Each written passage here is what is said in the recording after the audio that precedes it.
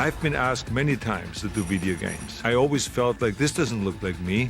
I mean, this is not my face. So I always stayed away from that if it is not my likeness or if it doesn't do the movie justice. I did have a thought that they would probably make a video game. I would be the Predator since I am the bad guy in the film. There's so many corners and recesses of the Terminator mythology that you can explore, and a movie lets you explore a certain number of them, but you only have 2 hours in a movie. In a video game, you have as much time as you want to spend. It allows you to explore all the areas and aspects of the story that you yourself might be interested in.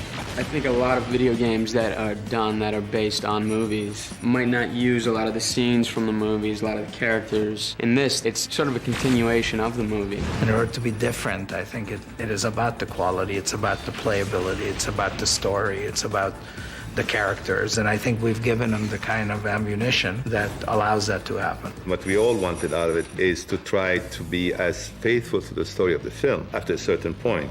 And then you give them, the flexibility to go and explore things that are maybe mentioned in the movie. The wonderful thing is that the gaming industry and the movie industry, especially the science fiction, fantasy, and horror movie industry genre, the audiences are the same. In today's world, the mind of the kid who loves this type of movie loves games. What happens with a lot of these video games is that the companies just sort of piggyback onto the movie and they release a video game that has the title of the movie and some visual content of it, but basically is just sort of an afterthought. And what's great about what Atari and Black Ops did in the case of Terminator 3 is early on we said, we're going to do a video game. We want to make it a world-class video game. We share all of our design tools, everything that we use, all of our characters, full-size puppets, full-size animatronics, and information from our digital designs with anyone who needs it, be it houses that are going to create the digital effects, or in a case like this, the gaming division. The backgrounds, the sets, all of the things that help make the movie will help make the video game even better. We worked really very closely with the video game developers to make sure that the game was a full experience of seeing the movie and not just some sort of afterthought that a video game company was dumping out in the marketplace. John Connor, it is time. We did actually shoot one scene we wanted to put in the video game. It makes the game even more real than a game, it makes it like movie plus. It's a scene that helps the audience understand how the Terminator came to be. Hi, I'm Chief Master Sergeant William Candy. Why is Terminator always coming back from the future with the same body, with the same accent, the same look? It clears up the mystery about the mythology of the Terminator, about how this machine became the machine and why it looks like Arnold. It is now within our power to make war safe, and that is truly priceless. I don't know about that accent. We can fix it. TX is the latest, most sophisticated cyborg model. Obviously, she's a woman, so she's got some new powers and traits and definitely plays upon her femininity to achieve her goals. She is equipped with all kinds of weapons that she can produce from out of her body. It makes her a very fierce competitor and a much more sophisticated Terminator, I would say. The design of the TX was probably our most important job on Terminator 3. She had to be stronger than Arnold, more advanced than Arnold, and fit under the skin of Kristana Loken. The TX is more powerful, is stronger, is faster, has more capabilities. Oh my God! Frankly, you're kind of outmatched, so it's pretty tricky how you manage to get around the obstacles that she throws at you during the game. It's beyond me that it took us 3 movies to realize that the baddest of all Terminators was going to be a female. She's definitely got a few tricks up her sleeve.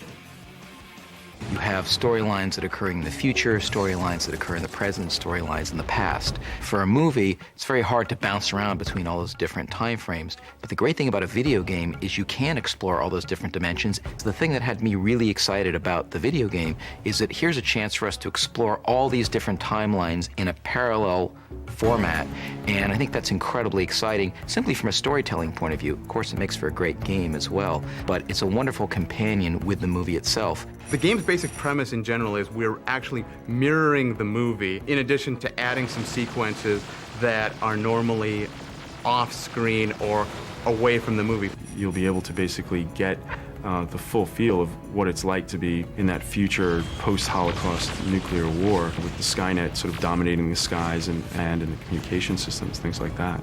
This is the first time on the video games that we actually integrated the classic first-person shooter gameplay with the hand-to-hand combat.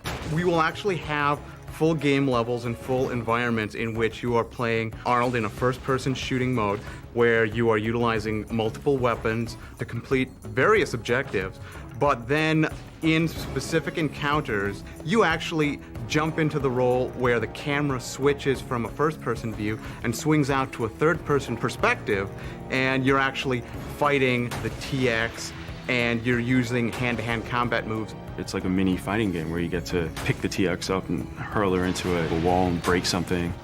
You actually get to pick up a rocket launcher. You get to pick up a phase plasma rifle. You get to fight all the forces of Skynet that you've never been able to do before.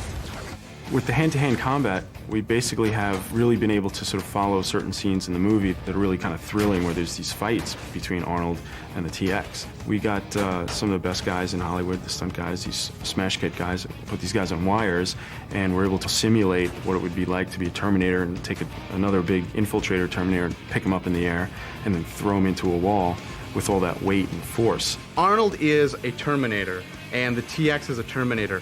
They do not know Kung Fu. They fight like a machine would fight. Rigid, bashing maneuvers, shoves, grabs, throws, etc. If you play the game, it makes you more interested in seeing the movie, and if you see the movie, it makes the game a much richer experience to play. I think that the video game adds a lot to the mythology of the Terminator. Video games have become so advanced. The kid that's playing it is watching the movie and operating their own characters within the movie. So I think it's become so realistic and so enticing. It's like watching the movie that you can control. I'm a gamer. I love playing games, and I'm always looking for the new one. I can't wait to play get as much play time as I can on T3 the game. I love the way my image looks, the way the Terminator looks, and also it does justice to the movie. All these graphics are like just so realistic. All the faces look just like real life. It's pretty amazing. The best way to describe it would be like two bulldozers just going at it. Just sheer force, sheer strength. None of that Hong Kong Fooey shit. Just brutal force. It is fantastic, it looks great, and everyone will enjoy it.